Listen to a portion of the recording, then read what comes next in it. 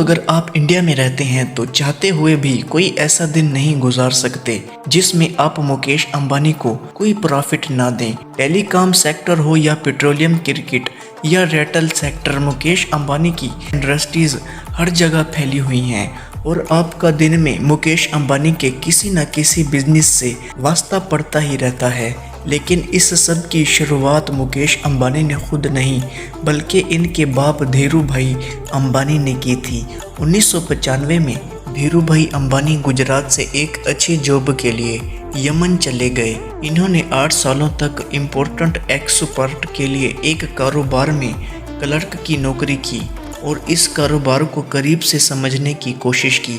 8 सालों के बाद 1958 में वो वापस इंडिया आए और इस बार उनके पास एक बिजनेस आइडिया मौजूद था। उन्होंने ट्रेडिंग बिजनेस स्टार्ट किया जिसे रिपलाइज कमर्शियल कॉरपोरेशन का नाम दिया गया और शुरुआत में ये आरसीसी कंपनी सिर्फ स्पाइसेस यानी मिसालों की ट्रेडिंग में इन्वॉल्व थी। वो इंडिया से मिसालें खरीद कर इनको मिडल ईस्ट और अफ्रीका में एक्सपोर्ट करते थे। क्योंकि 8 साल तक इम्पोर्टेंट एक्सपोर्ट के काम से वाबस्ता रहने की वजह से धीरू भाई को इस बिजनेस का काफ़ी एक्सपीरियंस था। इसीलिए देखते ही देखते कामयाबी की सीढ़ियां इनके लिए आसान बन गई। लेकिन धीरू भाई कुछ और भी करना चाहते थे। इन्होंने सोचा कि इंपोर्ट एक्सपोर्ट तो चल ही रही है, अब क्यों ना मैन्युफैक्चरिंग बिजनेस में कदम रखा जाए। 1966 में इन्होंने रिपलाइज टेक्सटाइल्स के नाम से एक नई कंपनी लॉन्च कर दी। इस वक्त कॉटन पर इंडियन सरकार की तरफ से काफ़ी सख्ती थी जिसकी वजह से पूरी इंडियन टेक्सटाइल इंडस्ट्री में बहरहाल रचा हुआ था। इसी दौरान धीरू भाई अंबानी ने कॉटन के बजाय सेटिंग टेक्सटाइल्स इसका काम शुरू कर दिया, यानी केमिकल प्रोसेस के ज़रिए एक कपड़े बनाए जाने लगे जिससे न सिर्फ वो सरकार की पॉलिसीज से बच गए बल्कि एक कपड़े सस्ते होने की वजह से मार्केट में ज़्यादा फेमस भी हो रहे थे। धीरे धीरे रिलायंस इंडस्ट्रीज बढ़ती गई। बड़े बड़े इन्वेस्टर्स और आम पब्लिक भी इसमें इन्वेस्ट इंडस्ट्री इतनी कामयाबी हासिल कर चुकी थी कि 1987 में क्रिकेट वर्ल्ड कप का टाइटल स्पॉन्सर भी रिलायंस के पास था। अब यहाँ पर एक चैलेंज ये था कि धीरू भाई अंबानी को टेक्सटाइल इंडस्ट्री चलाने के लिए पेट्रोल, केमिकल दूसरी इंडस्ट्रीज से ख़रीदने पड़ते थे। इसीलिए इन्होंने अपना पेट्रोल केमिकल बिजनेस स्टार्ट करने का इरादा कर लिया। इस तरह रिलायंस पेट्रोलियम इंडस्ट्री में भी इन्होंने कदम जमा लिए।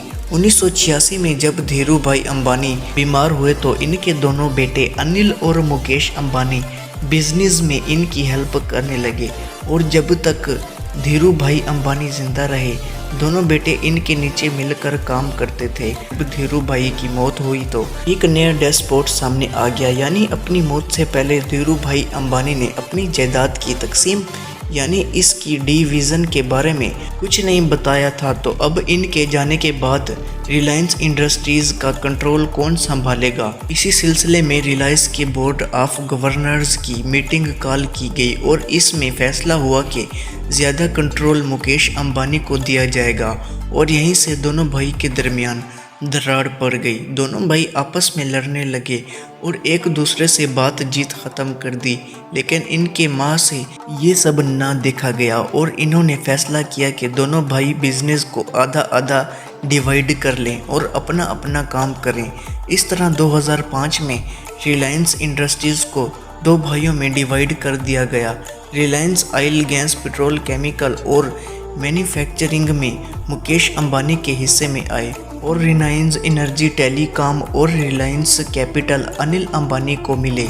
इस तरह ये प्रॉब्लम तो सॉल्व हो गई, लेकिन दोनों भाइयों के दरमियान इख्तलाफ फिर भी चलते रहे और कई बार ये मामलात कोर्ट तक भी जा पहुंचे। मुकेश अंबानी ने अपने हिस्से के बिजनेस को मेहनत करके बढ़ाना शुरू कर दिया। इनके हिस्से में जो जामनगर पेट्रोलियम रिफाइनरी आई थी, इन्होंने इसकी प्रोडक्शन को बढ़ाकर इसमें state of the art manufacturing facilities install करके इसके दुनिया की सबसे बड़ी पेट्रोलियम रिफाइनरी बना दिया। सिर्फ यही नहीं बल्कि इस इंडस्ट्री में एक और नई रिफाइनरी को भी शामिल करके रिलायंस पेट्रोलियम का प्रॉफिट मज़ीद बढ़ा दिया।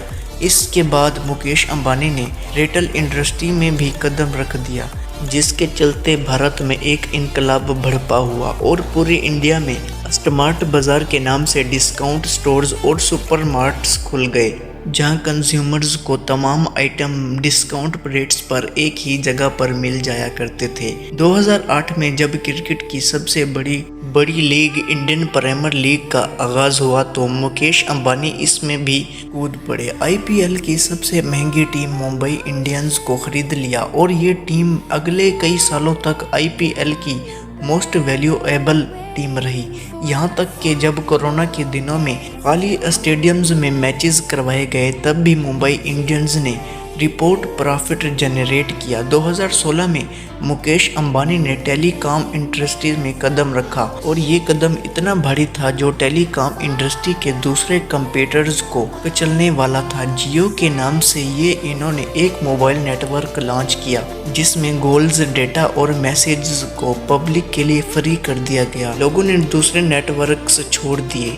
धीरे धीरे जियो की सिम्स खरीदना शुरू कर दी और क्योंकि यहाँ सब कुछ फ्री मिल रहा था, देखते ही देखते जियो के यूजर्स 850 मिलियन तक पहुँच गए और जियो ने जब 5G नेटवर्क लॉन्च किया तो यूजर्स की तादाद मज़ीद बढ़ गई।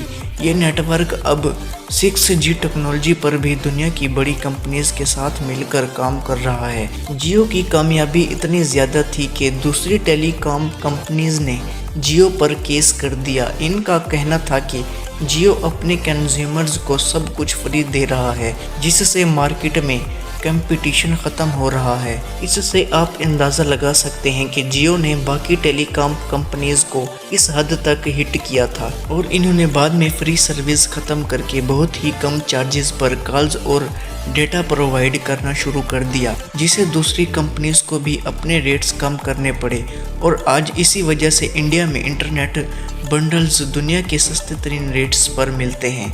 2024 में मुकेश अंबानी ने इंडिया की सबसे बड़ी मीडिया कंपनी बनाने का भी ऐलान कर दिया, जिसके लिए इन्होंने अमेरिकन एंटरटेनमेंट जायंट डिज्नी के साथ $8.5 बिलियन का कॉन्ट्रैक्ट भी साइन कर लिया है और इसी तरह पूरे भारत में हर सेक्टर पर किसी न किसी तरह मुकेश अंबानी ज़रूर असरअंदाज होते हैं।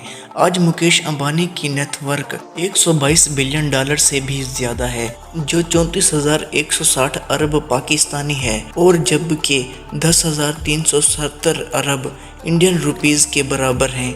इस हिसाब से ये दुनिया के 11वें अमीर तरीन शख्स हैं। अगर इस लिस्ट में इसे अमेरिकन बिलियनर्स का नाम हटा दिया जाए तो मुकेश कंपनी पूरी दुनिया के दूसरे अमीर तरीन शख्स कहलाया जाएंगे। अब जाहिर है जिस इंसान के पास इतने ज़्यादा पैसे हों तो उसके खर्चे भी फिर उसी हिसाब से होते हैं। मुंबई में मौजूद मुकेश अंबानी का घर, जिसे एंटेलिया कहा जाता है, बहुत ही फेमस है। ये एक 27 फ्लोर की बिल्डिंग है जो 37 स्क्वायर मीटर्स पर मुश्तमिल है। इसके अंदर मंदिर, सलोन्स, थिएटर, जिम्स और हेलीपैड वगैरह सब कुछ मौजूद है। इस सब के साथ साथ ये दुनिया के लग्जरी तरीन गाड़ियों का एक शोरूम भी है। हाल ही में अनंत अंबानी की होने वाली शादी तो आपको याद ही है। एक अंदाजे के मुताबिक मुकेश अंबानी ने अपने बेटे अनंत अंबानी की शादी पर 5,000 करोड़ रुपए खर्च किए हैं और ये सिर्फ एक अंदाज़ा है। 5,000 करोड़ हो या 10,000 करोड़, हकीकत ये है कि जिसके पास 10,370 अरब रुपए की वर्थ हो उसमें से 50 या 100 अरब निकलना ऐसे ही है जैसे जंगल में से 2-4 दरख्त काट देना। असल फिगर शायद कभी किसी को मालूम ही नहीं पड़ेगी। दोस्तों आज के लिए बस इतना ही। अगर ये वीडियो आपको पसंद आई हो तो प्लीज़ हमारे चैनल को सब्सक्राइब करें और बेल आइकन दबा दें ताकि जल्द से जल्द आप तक वीडियो पहुंच सके।